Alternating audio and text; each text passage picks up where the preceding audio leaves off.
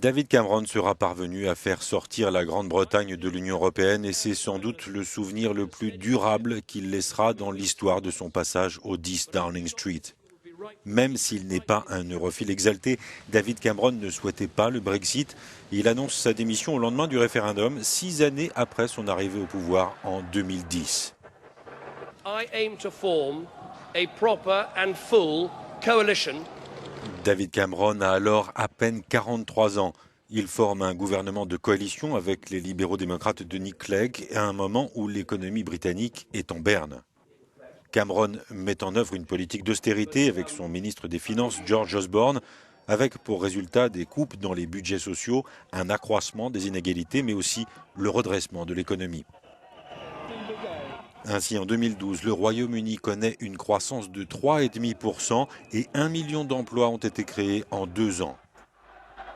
Sur les dossiers internationaux, le bilan de David Cameron est en demi-teinte.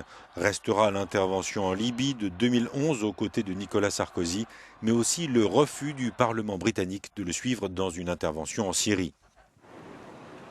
Sur le front de la politique intérieure, David Cameron gagne son pari du référendum sur l'indépendance de l'Écosse en 2014 avec la victoire du non.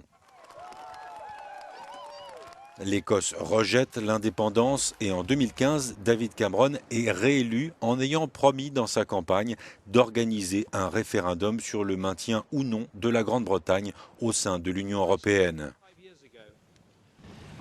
Et oui, nous allons faire ce référendum sur notre futur au sein de l'UE, dit-il. Et en même temps que nous réalisons ce travail essentiel, nous devons nous assurer de rassembler notre pays.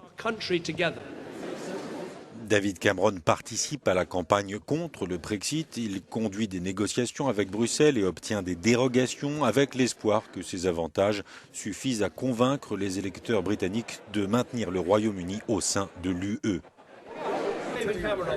Les arguments du Premier ministre ne portent pas. 52% des électeurs votent pour le Brexit et 3 semaines après son échec au référendum, David Cameron quitte la scène politique.